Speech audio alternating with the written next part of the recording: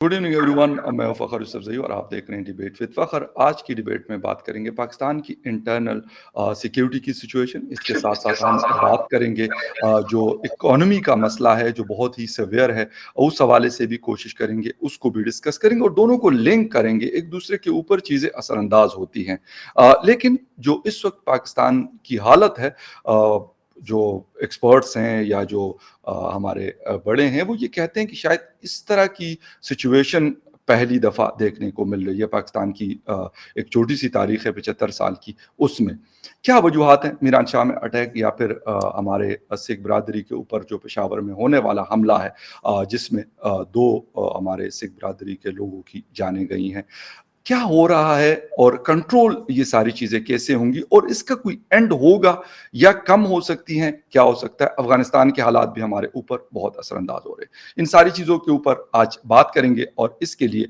مجھے جوائن کر رہے ہیں senior analyst from Peshawar doctor Syed Akhtar Ali Shah صاحب۔ شاہ صاحب جو ہیں، thank you very much sir for joining the show. لیکن شاہ صاحب کے بارے میں تھوڑا سا بتا دوں، انگلش نیوز پیپرز کے لیے لکھتے ہیں، لائر بھی ہیں اور پولیس آفیسر جو ہے ایز اے آئی جی کے پی اور ہوم سیکرٹری ریٹائرڈ ہیں۔ بہت شکریہ سر فار جوائننگ دا شو۔ بہت بہت شکریہ سر، ڈائریکٹلی شروع کروں گا اس چیز سے، کیونکہ آپ نے خیبر پختونخوا پولیس کو آپ نے لیڈ کیا ہے۔ اس وقت پچھلے 4-5 مہینے سے حالات کافی خراب ہو گئے ہیں خیبر پختونخوا اور ساتھ بلوچستان میں، لیکن زیادہ ٹارگٹ جو ہے لگتا ایسے ہے کہ کے پی ہے۔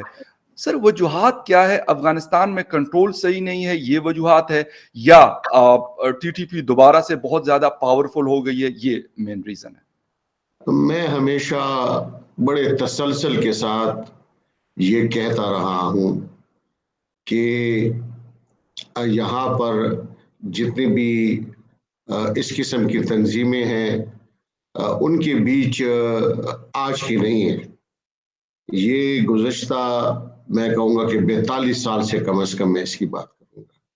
جب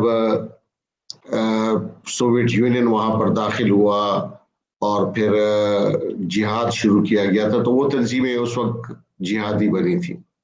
پھر 9/11 کے بعد آپ دیکھتے ہیں کہ کیا ہوا، تحریک طالبان پاکستان ریاست بنی۔ تو یہ تحریک طالبان بھی اگر اب آپ اس کا تجزیہ کریں گے تو یہ بھی جو پہلے سے یہاں تنظیمیں موجود تھی مختلف شکلوں میں، تو وہ ایک اس چھتری کے نیچے تمام جمع ہوئے اور پھر انہوں نے آئیڈیالوجیکلی نظریاتی لحاظ سے انسپریشن لی دنیا میں جو عرب ممالک سے، وہاں پر القاعدہ بنی ہوئی تھی جو کہ اسلامی خلافت کی بات کر رہے تھے، اور ابھی اس کی ایک دوسری کڑی جو ہے آپ کو آئی ایس کی شکل میں نظر آ رہی ہے۔ تو یہ ان کا مرکزی نقطہ یہی رہا ہے کہ فلسطین کو کیسے آزاد کیا جائے اور دوبارہ نشاط ثانیہ میں کہوں گا وہ اسلام کا کیسے ہو، اور بیک ٹو قرآن آپ دیکھیں گے کہ جو سعودی عرب ہے ایک زمانے میں، وہاں پر وہابی موومنٹ، تو اس میں بنیادی نعرہ وہی تھا کہ بیک ٹو قرآن، پیور اسلام۔ تو یہ جو جتنی بھی ان کے خیال میں اس میں ایولز آئی ہیں، اسلامی جو اصل شکل ہے مسخ ہوئی ہے، اس کو اس کے اصل حال میں بحال کیا جائے۔ تو پھر آپ دیکھیں جب وہاں پر تحریک طالبان کی حکومت افغانستان میں بنی تو انہوں نے ان کو انہی لائنز کے اوپر ان کے مطابق، اس سے اختلاف بہت سے علماء فقہا کرتے رہے ہیں، اور ایسے فقہا کو آپ کو پتہ ہے کہ تاریخ میں پھر ٹارگٹ بھی کیا گیا، مولانا حسن جان صاحب ہیں، دوسرے ہیں، انہیں شہید کیا گیا۔ تو میں یہ کہوں گا پھر ان تنظیموں کے خلاف انہوں نے یہاں پر متوازی حکومتیں بھی بنائی، ان کے خلاف آپریشن بھی ہوئے، وہ علاقے کلیئر کیے گئے، لیکن میں کہہ رہا ہوں کہ وہ ٹیکٹیکلی تحریک طالبان پاکستان انہوں نے ہمیشہ ٹیکٹیکل ریٹریٹس کی، اور انہوں نے کبھی بھی کسی آرگنائز منظم آپریشن کا سامنا نہیں کیا۔ وہ علاقے انہوں نے چھوڑ دیے، پھر دوسرے جہاں بھی ان کو اپنی محفوظ پناہ گاہیں ملی وہاں پر وہ آپ گئے، اور پھر خاص کر آپ نے سوات والے آپریشن میں دیکھا مولانا فضل اللہ اور یہ تمام افغانستان کی طرف گئے، کنڑ میں رہے، اسی طرح تو اور پھر ان کے زیادہ تر جتنے بھی لیڈرز ہیں وہ ڈرون اٹیک میں مارے گئے تھے جب تک امریکہ تھا. لیکن بہرحال اس وقت بھی حالانکہ وہاں پر امریکن فوجیں تھی, بڑی آرگنائز آرمی تھی, نیٹو تھی, افغان نیشنل آرمی تھی, لیکن اس کے باوجود بھی تحریک طالبان کی پناہ گاہیں بھی وہاں پر تھی. اور جب امریکہ کا انخلا یہاں سے ہو رہا تھا اور دوحہ معاہدہ ہوا تو اس وقت تو یہ توقع کی جا رہی تھی کہ وہاں پر حالات جو پاکستان کا اپنا سیکیورٹی پیراڈائم تھا اس کے مطابق وہ موافق ہوں گے, اور وہاں پر ہم پاکستان سیکیورٹی اسٹیبلشمنٹ ہمیشہ سے یہ کہتی رہی کہ تحریک طالبان اور تحریک افغانستان طالبان یہ دو مختلف چیزیں ہیں, یہ ایک چیز نہیں ہے. پاکستان کی جو تحریک طالبان ہے اور وہاں پر جو آپریٹ ہو رہے ہیں وہ پراکسیز ہیں انڈیا کے, اور دوسرے جو پاکستان کے مخالف ممالک ہیں ان کی پراکسیز ہیں, وہ ان کے استعمال کر رہے ہیں پاکستان کو ڈی اسٹیبلائز کرنے کے لیے. اچھا سر, تو یہی ہماری توقع تھی کہ وہاں جب تحریک طالبان افغانستان کی حکومت آئے گی اور معاہدہ بھی ہوا, معاہدے میں یہ شک بھی ہے کہ افغانستان کی سرزمین کسی دوسرے ملک کے خلاف دہشت گردی کے لیے استعمال نہیں ہوگی. لیکن پھر اس کے بعد آپ نے دیکھا کہ جب آپ تجزیہ کرتے ہیں اعداد و شمار کے حوالے سے تو وہ جب سے طالبان کی حکومت وہاں پر آئی ہے افغانستان میں تو وہ دہشت گردی کے واقعات میں اضافہ ہو گیا, اور تحریک طالبان کی قیادت نے صرف اس حد تک تعاون کی پیشکش کی کہ وہ پاکستان حکومت اور تحریک طالبان پاکستان کے درمیان ایک پل کا کردار ادا کرتے ہوئے مذاکرات اور معاہدے کے لیے انہوں نے پیشکش کی, اور یہ کوئی سلسلہ میرے خیال میں کنیکٹ بھی ہوا. سر بالکل, اس کے حوالے سے آپ سے پوچھنا چاہوں گا کہ مسلم خان اور کچھ اور لوگوں کے حوالے سے خبریں آ رہی تھی کچھ دن پہلے کہ ان میں سے کچھ کو شاید افغانستان کے علاقوں میں چھوڑ کر آئے گئے یا جو بھی کیا گیا ہوگا, یہ خبریں بھی آ رہی تھی. لیکن سر اس کے ساتھ ساتھ جو آج جس طرح میران شاہ میں اٹیک ہوا یا پھر سکھ برادری کے اوپر حملہ ہوا, اس کو بھی ابھی جو پولیس کی جو ابھی رپورٹس آ رہی پولیس کی طرف سے وہ یہی کہہ رہے کہ دہشت گردی کا واقعہ ہے, اور لگتا بھی کچھ ایسے ہے کہ مطلب ٹی ٹی پی اس طرح کی پریشر بلڈ اپ کرنے کے لیے اس طرح کی مطلب کام کرتی ہے, یا پھر جو شیعہ کمیونٹی کے اس پہ امام بارگاہ پہ سر حملہ ہوا, یہ ساری چیزیں سر یہ رک تو نہیں رہی بلکہ اس میں تو کافی تیزی سے اضافہ ہو رہا ہے. یہ تاریخ اسی لیے ہوتی ہے کہ اسے سبق حاصل کیا جائے, اور ملٹری ہسٹری بھی لکھی جاتی ہے اسی لیے. تو ہمارے سامنے یہ تمام سوات ہمارے سامنے ہے,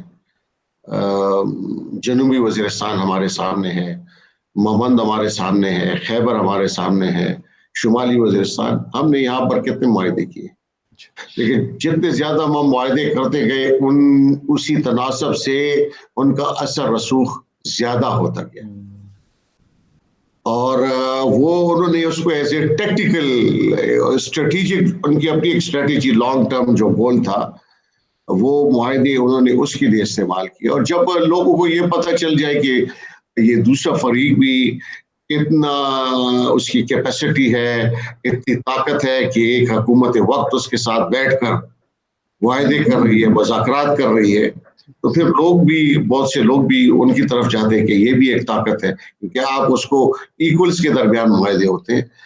تو یہ آپ نے سوات کے بعد معاہدہ ہوا, لیکن انہوں نے پھر بونیر پہ چڑھائی کی, آپ کو اگر یاد ہوگا.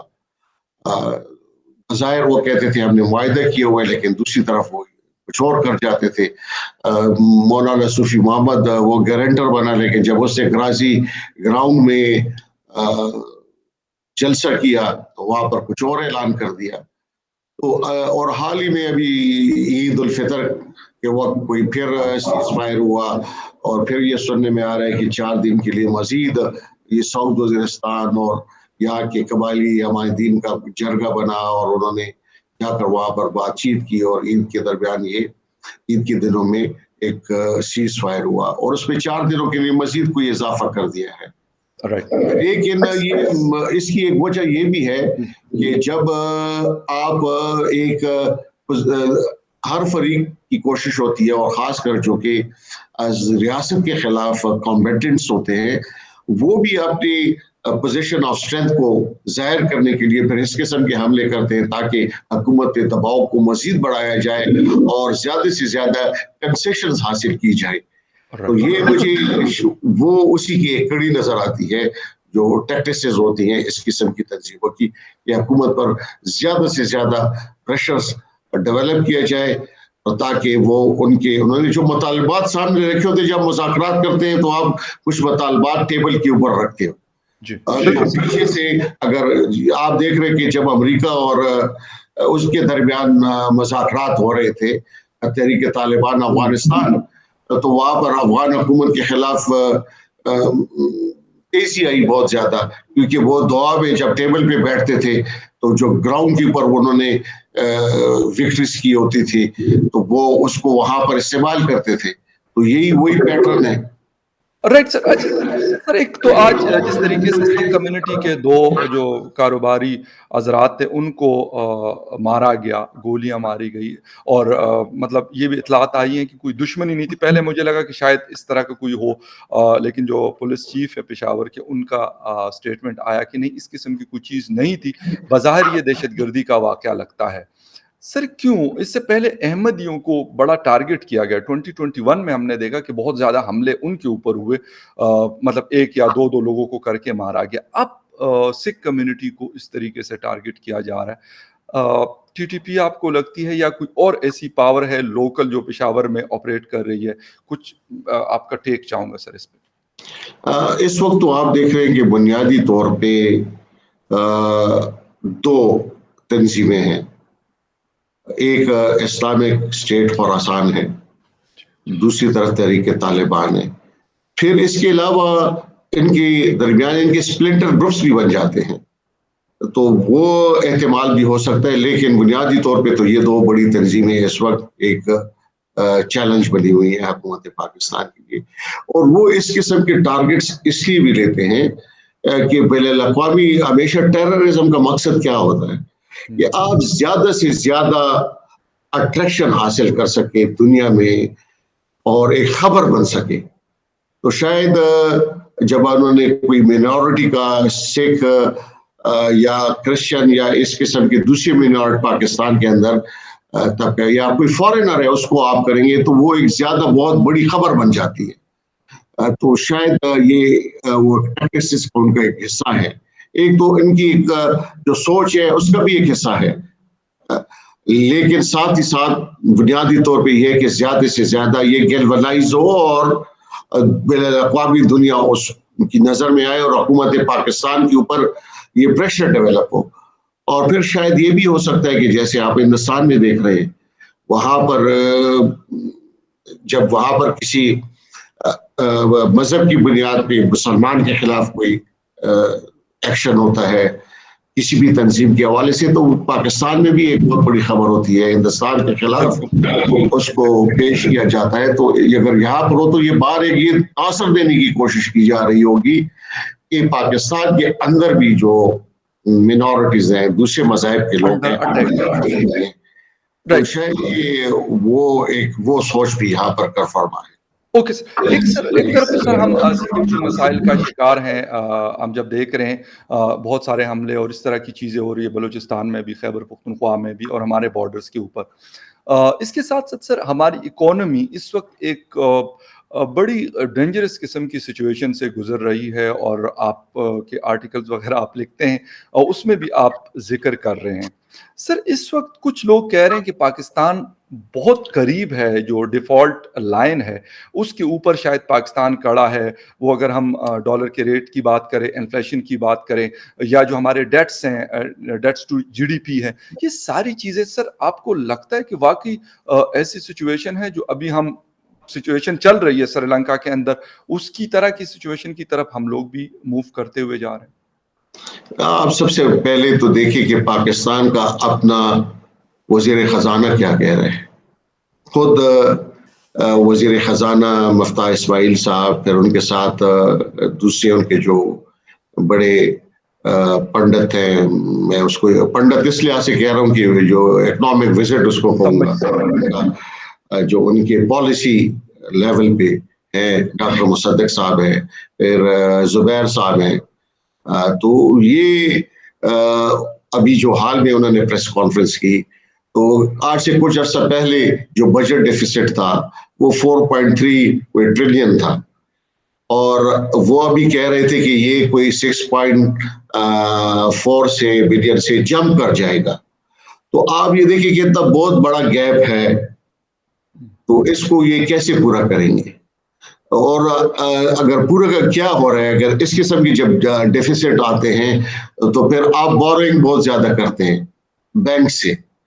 تو جب بینک سے آپ بورنگ کر رہے ہوتے ہیں بہت زیادہ، اور پھر روپے جو ہے پرنٹنگ زیادہ شروع ہو جاتی ہے، تو اس سے یہ ہو رہا ہے کہ آپ کے انفلیشن جو ہے انفلیشن کا جن ہے وہ بے قابو ہو رہا ہے.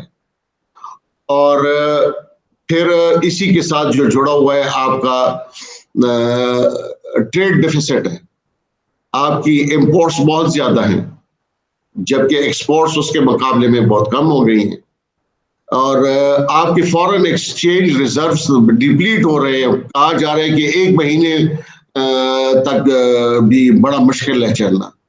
تو ایسی صورتحال میں، اور پھر اس کی وجہ سے ابھی فوڈ سیکیورٹی کا بہت مسئلہ ہے.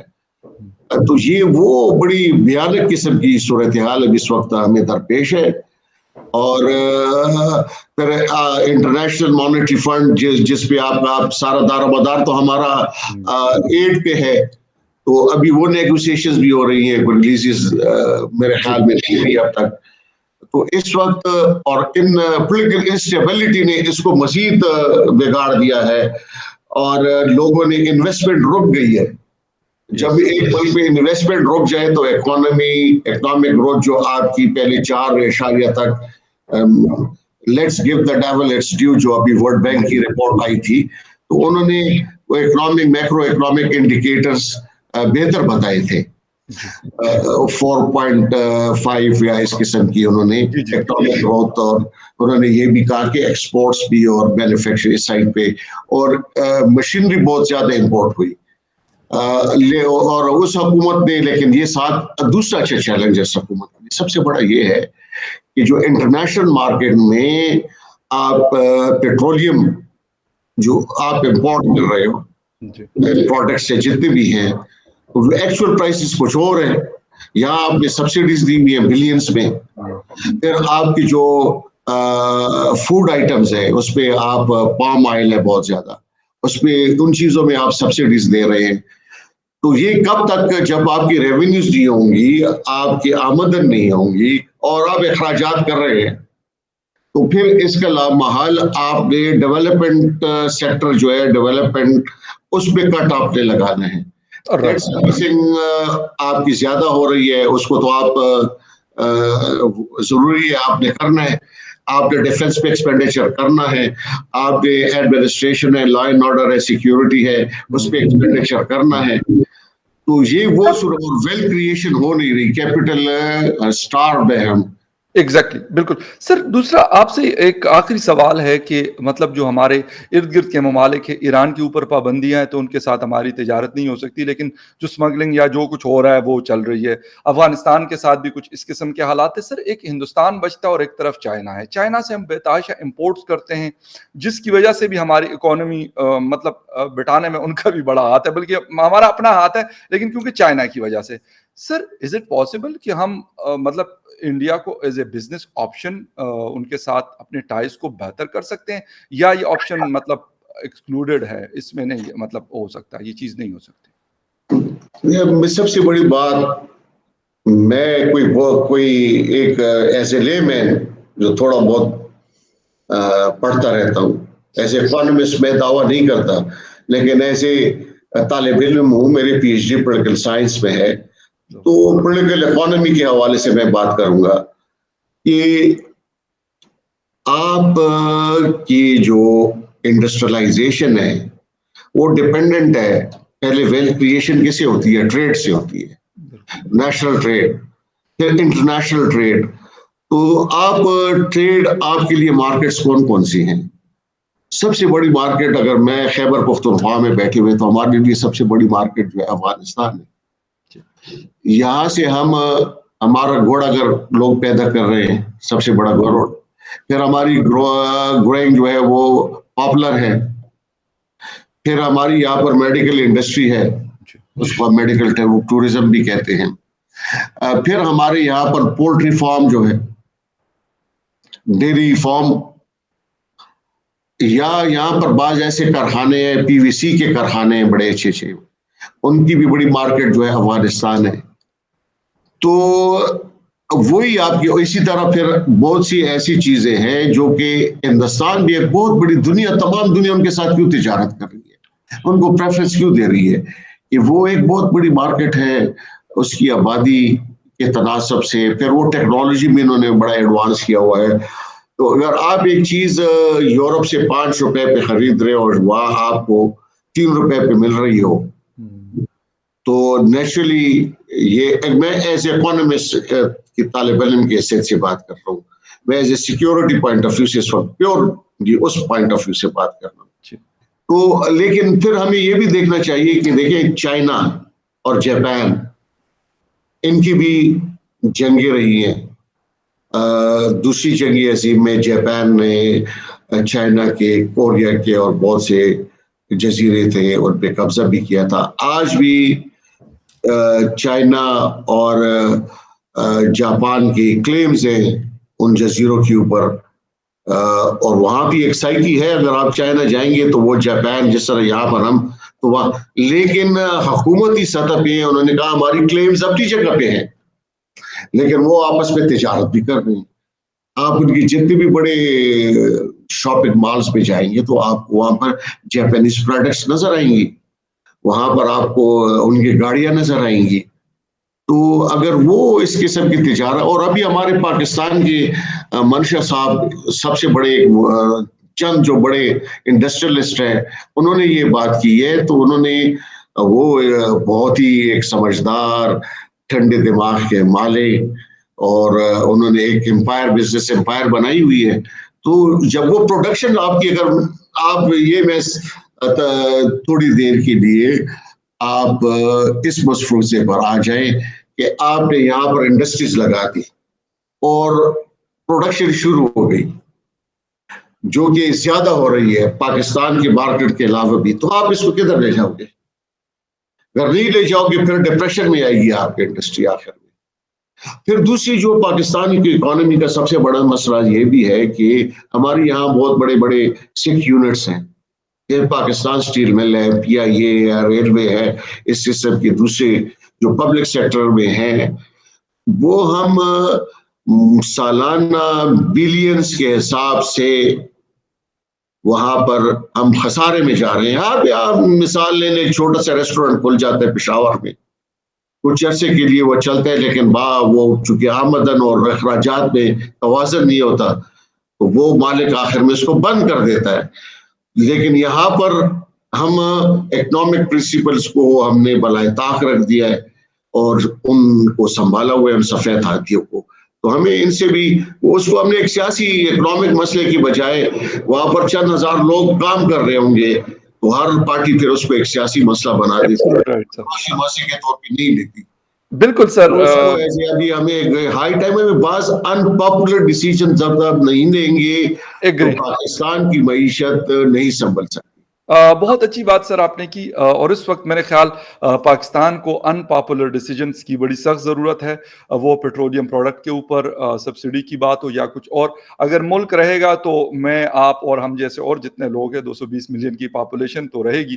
ادروائز ہمارے لیے دنیا کی بہت ساری ایسی خطرناک قسم کی ایگزامپل ہیں. میں کوئی مایوسی کی باتیں نہیں کر رہا ہوں، مشکل وقت ہر ملک پہ آتا ہے, ہر قوم پہ آتا ہے, لیکن اس میں سے وہ نکلنے کے لیے کوئی اچھی ڈائریکشن چوز کرتے ہیں. میرے خیال ہمیں بھی اس کی بڑی سخت ضرورت ہے, ہمیں کرنا پڑے گا, ورنہ یہی رونا ہم روتے رہیں گے 75 سال, نیکسٹ 75 سال میں بھی, کہ ہمارے اوپر قرضہ 45,000 ارب تھا اور اب 1,45,000 ارب جو ہے وہ ہو گیا.